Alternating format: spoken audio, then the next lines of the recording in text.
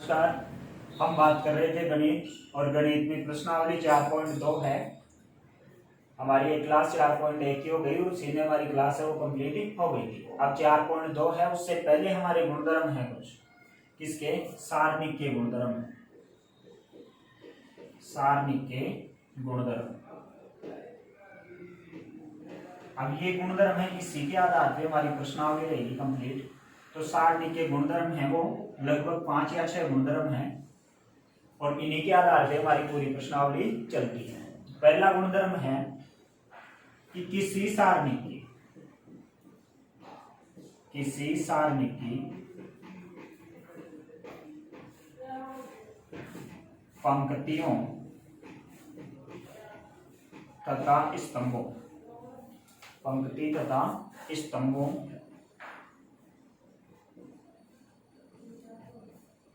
को बदलने पर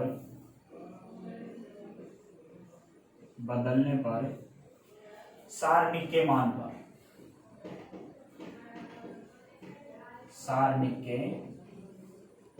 पर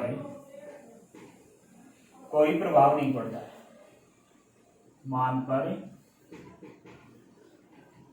कोई प्रभाव नहीं पड़ता है,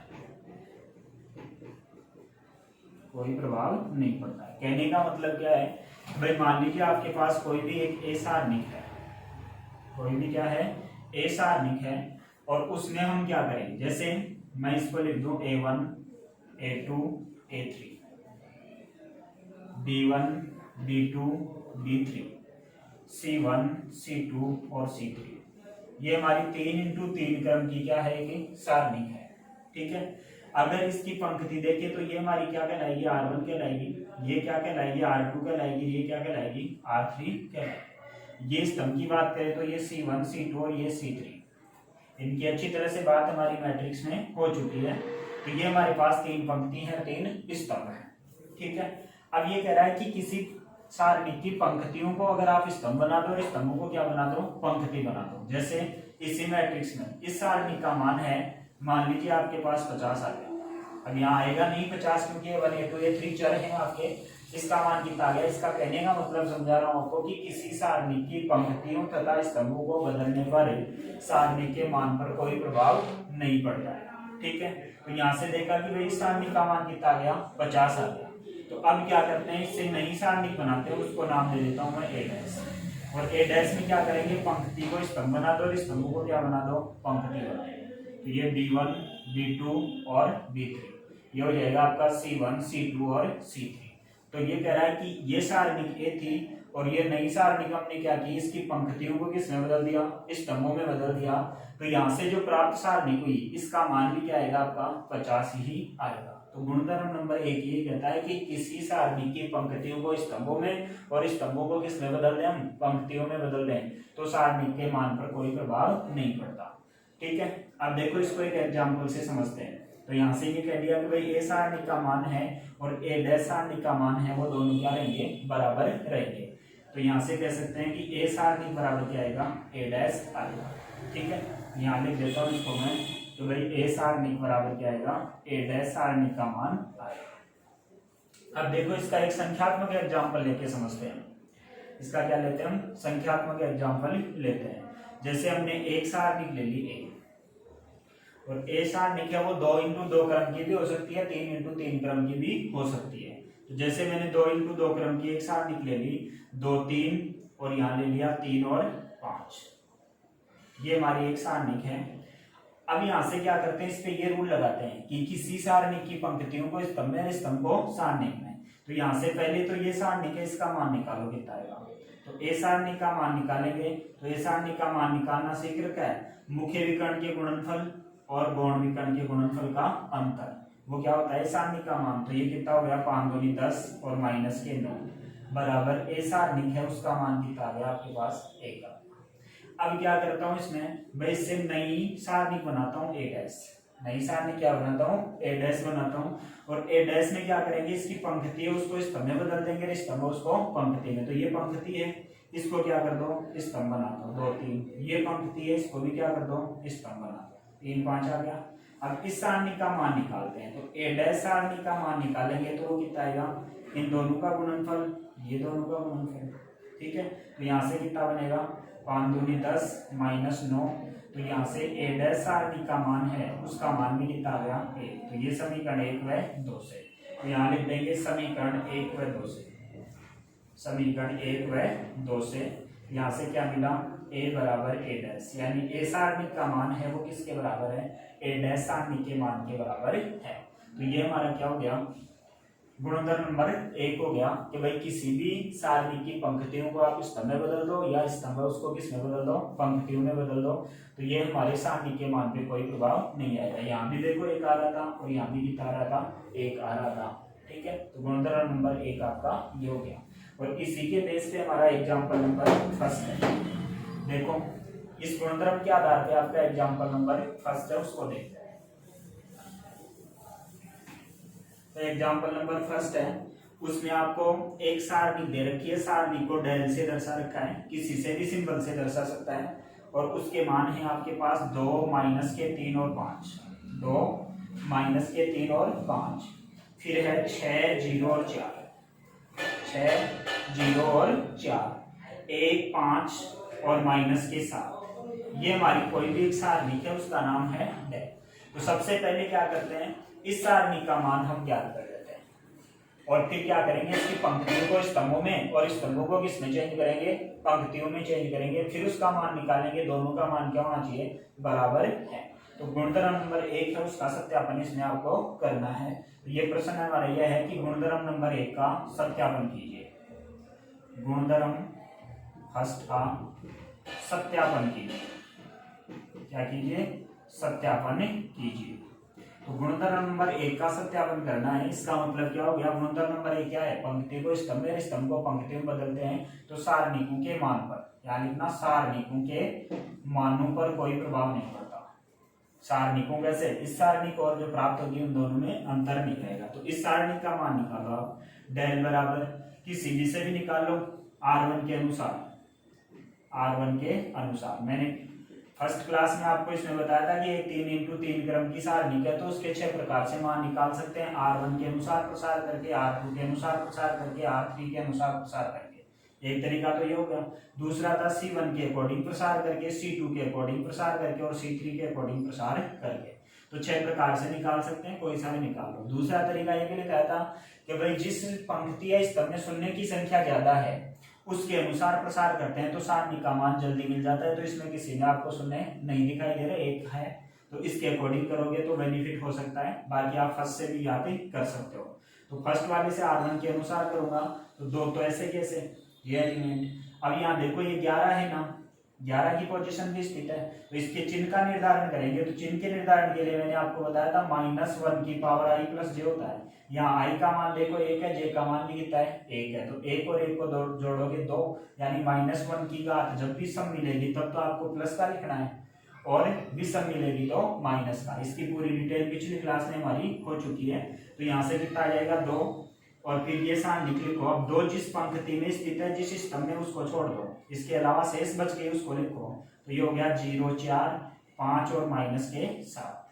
फिर दूसरी बार देखो, दूसरा एलिमेंट है हमारा -3, तो -3 की स्थिति देखो 12 है, कहाँ स्थित है, ये A12 की जगह स्थित है। तो A12 का मतलब क्या हुआ, A12 का मतलब ये हुआ कि i का मान 1 है, j का मान 2 है, तो i इन दोनों को जोड़ोगे कितना बनेगा 3। तो -1 की पावर भी समय, तो चिन्ह किसका आएगा, माइनस का। लेकिन पहले से भी इसके साथ क्या है, यहाँ देखो माइनस है पहले भी, तो इस माइनस और माइनस क्या हो जाएगा आपका, यहाँ प्लस का 3 हो जाएगा, प्लस का कितना हो जाएगा, 3 हो जाएगा। अब ये प्लस का 3 हो गया, इसका मतलब क्या हुआ, जिस स्तंभ में और जिस पंक्ति में है उसको छोड़ दो, तो इस स्तंभ को छोड़ देंगे, इस पंक्ति को छोड़ देंगे, तो शेष एलिमेंट बच के उनको लिख दो यहाँ। तो यहाँ हो जाएगा 6 4 1 और माइनस के 7, ठीक है। ऐसे ही फिर किसकी बात करते हैं, तीसरे वाले की बात करते हैं, तीसरे एलिमेंट की। तो तीसरा एलिमेंट है वो कौन सी स्थिति पे है, 13 पे स्थित है। तो 13 का योग करेंगे, 1 + 3 कितना हो गया 4, तो 4 में क्या आएगा, प्लस का चिन्ह आएगा, प्लस का 5। अब इसमें ये जहाँ स्थित है उसको छोड़ दो, इसको छोड़ दो, तो ये इधर वाली मैट्रिक्स आ जाएगी आपकी। तो यहाँ बन जाएगा 6 0 1 और 5, 6 0 1 और 5। अब इनका मान निकालो, तो डेल का मान है वो हमारे पास कितना आ जाएगा, 2 तो गुणा में है ही, इन दोनों का गुणनफल माइनस इन दोनों का गुणनफल, तो ये हो गया -7 और -20। फिर प्लस का 3, इसका मान आ जाएगा -42, 6 × 42 और माइनस के कितना हो गया 4 और प्लस के 5 और इनका गुणनफल हो गया 30 - 0 यानी 30 हो गया। ठीक है, तो यहाँ से हमारे पास डेल है उसका मान कितना आएगा, डेल का मान देखो -27 हो गया, तो 27 में कितना होता है 54, ये हो गया -7 और -20 हो गया, -7 और -20। ठीक है, तो ये 27 दोनों कितना हो गया -54। ठीक है, और प्लस ये कितना हो गया 42 46, अब 46 को 3 से गुणा करो, 36 18 और आंसर की 1 4 3 12 और 1 13 यानी -138। ये कितना आएगा -138 और प्लस के 15 3 45 150। तो यहाँ से क्या करो आप 138 और 54 को जोड़ लो, तो 38 और 54 को जोड़ेंगे 8 4 12 हासिल की 1, ये हो गया 8 और 1 9 यानी कितना हो गया 192। अब 192 तो किसके हैं, माइनस के हैं, तो यहाँ लिख देंगे माइनस के 192 और प्लस का 150। तो हमारे पास इसका फाइनल उत्तर है वो कितना आया 42 आया, कितना आया 42 आया। तो यहाँ 2 और यहाँ 4। ठीक है, ये हमारे क्या आ गए इसके मान आ गए। अब क्या करते हैं, इसको चेंज करते हैं, इसको क्या करते हैं चेंज, और इसको क्या कर देते हैं डैश कर देते हैं। अब डैश में क्या करोगे, इसकी पंक्ति है उसको स्तंभ में बदलो और स्तंभ उसको पंक्ति में बदलो। तो यहाँ गलती की आपने, इसका मान कितना आएगा, 0 से गुणा करेंगे ना इसको तो 0 बनेगा। देखो इसको यहाँ थोड़ा सा कैलकुलेशन मिस्टेक है भाई, इसको इससे गुणा करोगे तो ये हो गया 2 - 0 हो गया।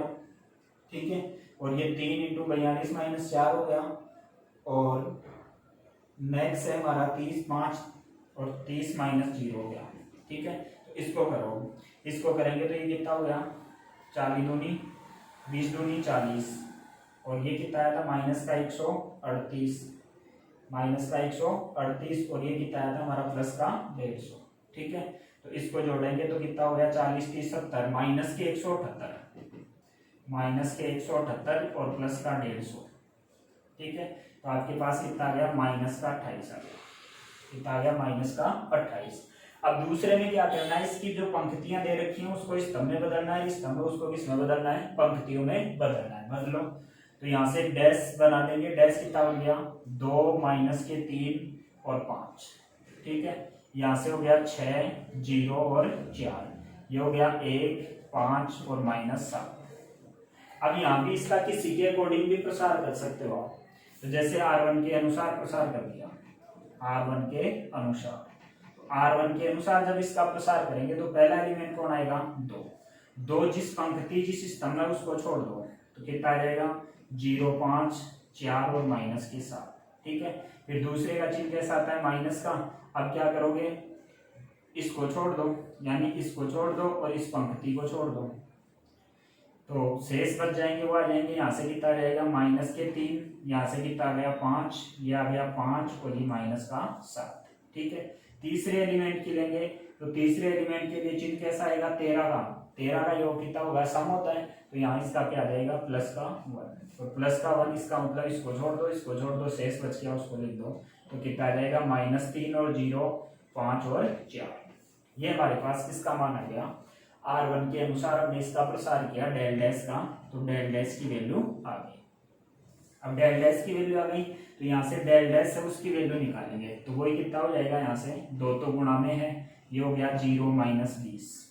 ठीक है, फिर माइनस का 6, इसको करेंगे तो 7 21 किसका हो जाएगा प्लस का, और -5 25। ठीक है, और प्लस ये कितना हो जाएगा -12 और 0, तो यहाँ से डेल डैश है उसकी वैल्यू निकालेंगे, तो ये तो कितना हो गया -40। यहाँ देखो 21 - 25 -4 को इससे गुणा करोगे तो प्लस का कितना हो जाएगा 6 चौक 24। ठीक है, और यहाँ से कितना बच गया आपका -12, कितना बच गया -12। ठीक है, तो यहाँ से देखो ये तो कितना हो गया 52 और ये कितना हो गया 28, कितना हो गया 52 और ये 28 हो गया। तो इसकी वैल्यू निकालो, तो डेल डैश है उसकी वैल्यू कितनी आएगी भाई, ये कितना हो गया 52 और 52 में से कितना घटाओ 24 घटाओ, तो 12 में से 8 या 4 यानी कितना आ गया वही माइनस का 28 आ गया। किसका मान आया ये डेल डैश का। तो पहला गुणधर्म आपको ये कह रहा है कि किसी सारणी की पंक्तियों को स्तंभ में बदल दो या स्तंभ को पंक्तियों में बदल दो। जैसे ये समीकरण 1 थी हमारी और ये समीकरण 2, तो यहाँ से कह देंगे समीकरण 1 व 2 से, समीकरण 1 व 2 से क्या कि भाई डेल है उसकी वैल्यू किसके बराबर है, डेल डैश के बराबर है। इसका मतलब किसी भी सारणी की पंक्तियों को स्तंभों में और स्तंभों को पंक्ति में बदलने पर सारणी के मान पर कोई प्रभाव नहीं पड़ता है। तो ये गुणधर्म हमारे जो सिद्ध करने वाले प्रश्न है ना, उसमें आपको ये स्टेटमेंट भी लिखना पड़ेगा जिस स्टेटमेंट का आप यूज करे हो। तो पहला स्टेटमेंट हो गया हमारा कि किसी सारणी की पंक्ति तथा स्तंभों को बदलने पर सारणी के मान में कोई परिवर्तन नहीं होता है, यानी पंक्तियों को स्तंभ बना दो, स्तंभ उसको पंक्ति बना दो। इसके बाद नेक्स्ट गुणधर्म नंबर 2 है, उसकी बात करते हैं।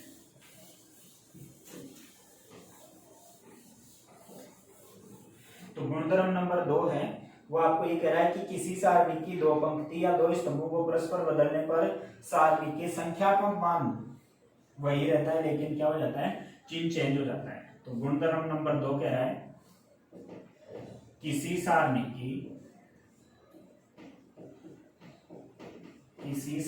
के दो पंक्तियां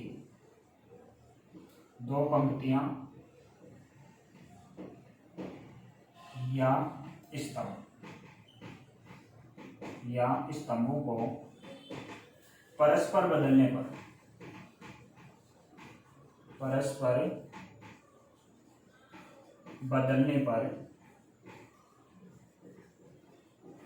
सारणी का संख्यात्मक मान वही रहता है, सारणी का संख्यात्मक मान वही रहता है, संख्यात्मक मान वही रहता है, परंतु चिन्ह बदल जाता है, इसका मतलब क्या हुआ तो भाई आपके पास कोई भी एक सारणी है तो या तो उसकी दो पंक्तियों को चेंज करो या फिर क्या करो दो स्तंभों को चेंज करो, और फिर देखते हैं कि जो सारणी का मान पहले वाला जो सारणी का मान था उसका और जो बाद में आपने चेंज किया उस सारणी का मान है वो वही रहता है, यानी संख्यात्मक मान तो क्या रहता है वही रहता है, लेकिन उसका चिन्ह चेंज हो जाएगा। जैसे मान लीजिए आपके पास प्लस का 28 आ रहा है, पहली सारणी का मान जो दे रखी है उसका मान कितना आ रहा है प्लस का 28, लेकिन आपने दो पंक्तियों को या फिर दो स्तंभों को चेंज करके फिर सारणी का मान निकाला तो उसका मान प्लस का 28 आएगा। पहले माइनस आ रहा है तो प्लस आ जाएगा और फिर प्लस आ रहा था तो माइनस, लेकिन संख्यात्मक मान तो वही रहेगा 28 तो 28 ही आएगा, लेकिन क्या हो जाएगा उसका चिन्ह है वो बदल जाएगा। ठीक है, तो नंबर 2 गुणधर्म हमारा यह है कि किसी सारणी की दो पंक्ति या दो स्तंभों को परस्पर बदलने पर सारणी का संख्यात्मक मान तो वही रहता है परंतु उसका चिन्ह बदल जाता है। देखो इसके लिए मान लीजिए आपकी कोई भी एक ए सारणी है और उसके एलिमेंट है A1 A2 A3 B1 B2 B3 C1 C2 C3। ठीक है, ये हमारी कोई भी एक सारणी है और मान लीजिए इसका मान है वो आपका कितना है डेल है, कितना है डेल, यानी कोई भी संख्यात्मक मान मिल गया उसको क्या नाम दे दिया मैंने डेल। ये तो हमारी प्रारंभिक स्थिति थी जिसमें आपको क्वेश्चन मिलेगा। ठीक है, अब यहां से क्या कर रहे हैं इसमें या तो दो पंक्तियों को चेंज करो या फिर दो स्तंभों को चेंज करो, लेकिन जैसे मैं ये कहता हूं कि भाई इसमें मैं पहली पंक्ति को चेंज करता हूं फिर स्तंभ को चेंज करता हूं, दोनों का स्थितियां लिख देता हूं। जैसे ए डैश बना है यहां से और ए डैश है वो पंक्ति को चेंज करके बना रहा हूं, इसको पंक्ति को। अब बात आई पंक्ति भी कितनी है हमारे पास 3 है, 1 2 और 3, तो इन तीनों में से आपको कोई भी दो पंक्तियों को चेंज कर सकते हो। जैसे इसका नाम R1 है, इसका R2 है और इसका R3 है, तो यहाँ पंक्ति चेंज करने में आपको कोई दिक्कत नहीं है। कैसे भाई, या तो आप R1 को R2 में चेंज कर सकते हो और R2 को R1 में, परस्पर लिखा है मैंने कि भाई R1 है उसको R2 में चेंज कर सकते हैं, R2 उसको R2 है उसको 1 में चेंज कर सकते हैं। एक स्थिति तो ये बन सकती है। दूसरी स्थिति ये हो सकती है कि R1 को आप R3 में चेंज करेगा कोई बच्चा, ये कहेगा R3 को किसमें चेंज करना पड़ेगा R1 में चेंज करना पड़ेगा। इसके बाद बात करें हम कि भाई ये तो R1 की स्थिति हो गई, कोई बच्चा कहेगा R1 को चेंज नहीं करूंगा मैं, तो किसको चेंज करूंगा, R2 को। तो R2 को किस में चेंज कर दे, वो R3 में चेंज कर दे, तो R3 को किस में चेंज करना पड़ेगा, इसमें चेंज करना पड़ेगा। ठीक है, तो ये स्थितियां हमारे पास बनेगी पंक्तियों में। इनको आप इस प्रकार से चेंज कर सकते हो, किसी को भी चेंज कर लो, कोई फर्क नहीं पड़ेगा। ठीक है, तो कोई भी दो पंक्तियां हैं उसको आपस में चेंज करते हो। तब देखो मैं यहाँ ए डैश बना रहा हूँ, ये पंक्तियों को चेंज करने का रूल हो गया, और यहाँ से क्या प्राप्त होगा, ए डैश प्राप्त होगा। अब देखो मैं जैसे इसके अनुसार चेंज करता हूँ, अब कोई सा भी रूल लागू कर लेना, मैं चेंज कर रहा हूँ R1 को R2 में। भाई चेंज होनी चाहिए परस्पर, किसी से भी, इससे भी करेगा कोई बच्चा कोई फर्क नहीं पड़ेगा, इससे करेगा तो भी कोई फर्क नहीं पड़ेगा। ठीक है, तो यहाँ से A1 है उसको मैं इसके अनुसार चेंज कर रहा हूँ, R1 है उसको R2 में चेंज कर रहा हूँ, और R2 है उसको R1 में। क्या R3 में चेंज करना है, क्या नहीं करना, इसको ऐसे कैसे लिखो, पहले C1 C2 C3 लिखा। अब R1 की जगह तो आपको R2 को ले जाना है, और R2 की जगह R1 को ले जाना है, ये लो। और यहाँ क्या हो जाएगा हमारा A1 A2 और A3 हो गया। ठीक है, तो इस सारणी का मान भी डेली आएगा, लेकिन इसका चिन्ह है वो कैसा आएगा, माइनस आएगा। तो ये तो कौन से रूल से हो गया, पंक्ति में चेंज करते हो तब की बात हो गई।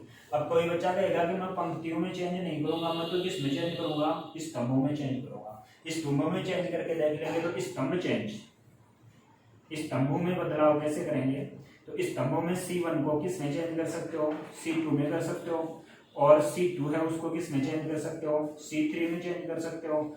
और यहाँ से हम ये कह सकते हैं कि भाई C1 है उसको किस में चेंज कर सकते हैं, C3 में चेंज कर सकते हैं। इस प्रकार से क्या कर चेंज कर सकते हैं, कैसे भी चेंज करो, लेकिन परस्पर क्या होना चाहिए, उनका बदलाव होना चाहिए। भाई C1 को C2 में, तो C2 को C1 में करना है, यानी दोनों को इंटरचेंज करना है। तो इसके हिसाब से अगर यहाँ बनाए हम, तो ए डैश की वैल्यू है वो, जैसे मैं C1 और C2 को चेंज करके लिख रहा हूँ, इसको चेंज करके लिख रहा हूँ C1 और C2 को। तो C1 और C2 को चेंज करके लिखूंगा, तो C1 देखो कौन है इसमें मूल में, ये C1 है, ये C2 है, ये कौन है, C3 है।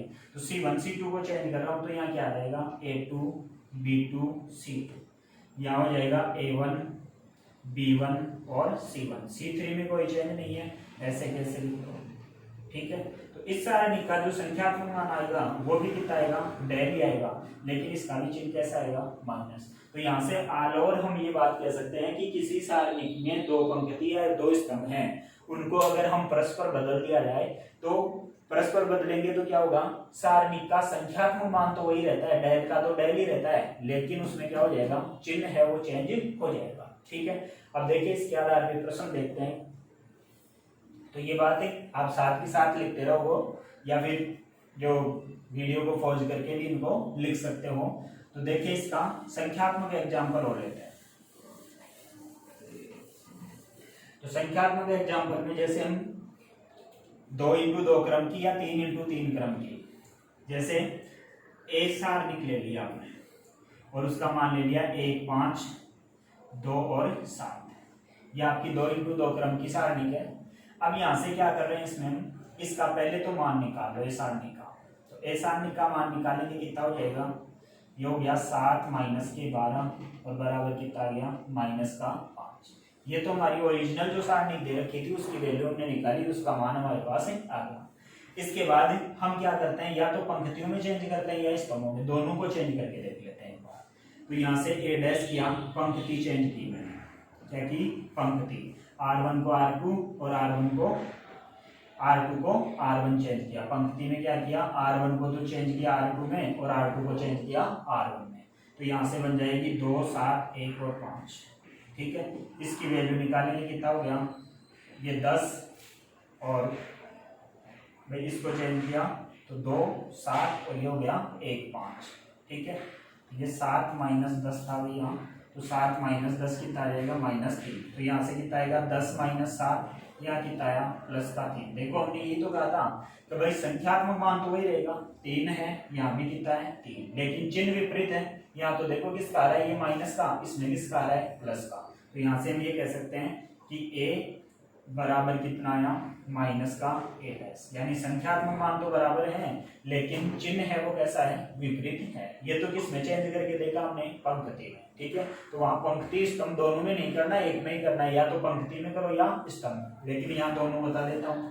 यहाँ देखो स्तंभ में चेंज करता है कोई बच्चा, इसमें चेंज करता है स्तंभ में, तो स्तंभ में चेंज करेगा। ए डैश में क्या करना है भाई, ये C1 स्तंभ है, ये C2 स्तंभ है, तो C2 को तो क्या बना दो C1 और C1 को क्या बना दो C2। तो ये हो गया हमारा 5, ये हो गया 7 और ये हो गया 1 और ये 2।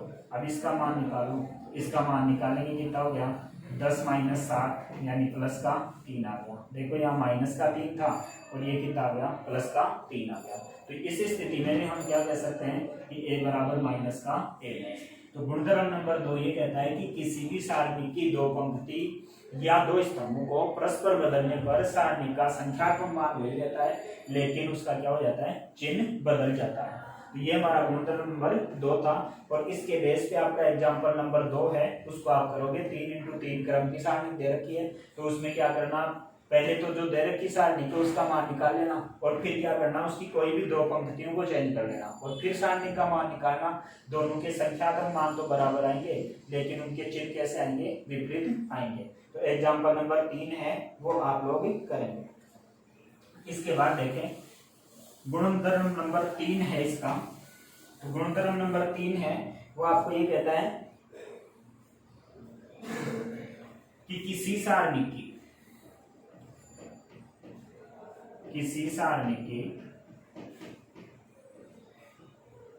दो पंक्तियों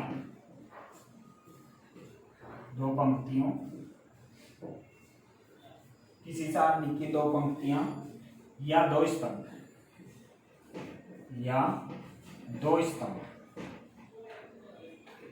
समान है तो सारणी का मान 0 होता है। अब वहां को चेक करने की आवश्यकता नहीं है, सीधा लिख देंगे हम गुणधर्म में, प्रश्न में आएगा तब। 2 या 2 से ये किसी सारणी में दो पंक्ति या दो स्तंभ हैं वो क्या है समान हैं तो सारणी का मान 0 होता है। सारणी का मान कितना होता है 0 होता है। अब देखो इसमें भाई ये कह रहा है कि आपके पास कोई भी एक सारणिक है, जैसे इसका नाम दे दिया हमने A1 A2 A3 और B1 B2 B3 C1 C2 C3, ठीक है। अब ये सारणिक है तो ये कह रहा है कि किसी भी सारणिक के अगर दो पंक्ति या दो स्तंभ के मान क्या हो समान हो। इसका मतलब जैसे एक तो ये लिख दिया यहाँ A1 A2 A3, ठीक है, A1 A2 A3 और इसको भी A1 A2 A3। अब देखो इसमें क्या हो गया, दो पंक्ति है वो समान हो गई, R1 और R2 क्या हो गई समान हो गई। तो इस सारणी का मान है वो कितना आएगा 0 आएगा। कैसे आएगा अभी याद कर लेंगे कैसे आएगा 0। संख्यात्मक एग्जाम्पल दूंगा तब उसमें 0 आएगा। ये तो किसमें हो गया पंक्तियां समान है, ये तो किससे बन गया कि हमारी दो पंक्तियां क्या हैं समान। कौन कौन सी हैं R1 और R2 हैं, तो ये तो इसका मान क्या आ गया 0। अगर स्तंभ समान हो, जैसे आपको कोई भी एक सारणी दे दे और उसमें ये कह दे A1 A2 A3 और यहाँ कह दिया B1 B2 B3 और यहाँ वापस से A1 A2 A3 कह दिया। अब देखो इसमें C1 और C3 हैं, वो दो स्तंभ ऐसे हैं जो क्या हैं समान है। तो दो समान दिखते ही हम कहेंगे कि इस सारणी का मान है वो भी कितना आएगा आपके पास 0 आएगा, ठीक है। तो आपको ये कह रहा है कि कोई भी सारणी अगर आपको ऐसी मिलती है जिसमें आपको दो पंक्ति या दो स्तंभ है वो समान मिलते हैं तो उस सारणी का मान कितना होता है 0 होता है। जैसे कैसे, जैसे आपके पास ए सारणी ले लेता हूँ मैं, यहाँ इसका मान ले लिया आपको 1 2 3, ठीक है, और दूसरा मान भी 1 2 3 ले लिया, यहाँ लिख दिया 5 4 और 3। अब इसमें देखो इस सारणी में आपको दो पंक्तियां समान दिखाई दे रही है ना, तो इसका मान है वो कितना आना चाहिए इस रूल के अनुसार 0 आना चाहिए। चेक करते हैं इसको कैसे आएगा। तो ए सारणी का मान निकालो, तो ए सारणी का मान निकालने के लिए R1 के अनुसार प्रसार कर दो इसका। R1 के अनुसार क्या करेंगे इसका प्रसार करेंगे, R1 के अनुसार प्रसार करने।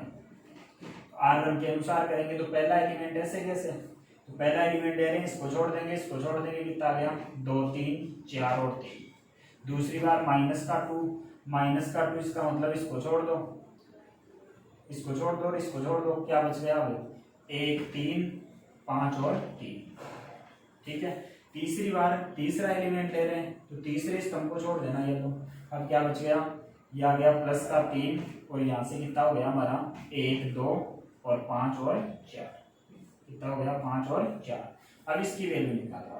तो ए सारणिक है उसका मान क्या आएगा, यहाँ से हो गया 6 और ये कितना हो गया माइनस का 12। तो 1 गुणा 6 माइनस 12, फिर -2, ये हो गया 3 माइनस के 15, ठीक है, और प्लस के 3, ये हो गया 4 माइनस के 10।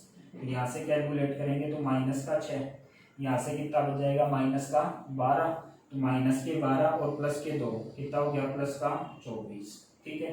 यहाँ से देखेंगे तो यहाँ कितना बच गया 6, किसका माइनस का, और ये कितना हो गया माइनस के 6 18, तो माइनस के 18 माइनस के 6 कितना हो गया 24, और ये प्लस का 24 कितना आया 0।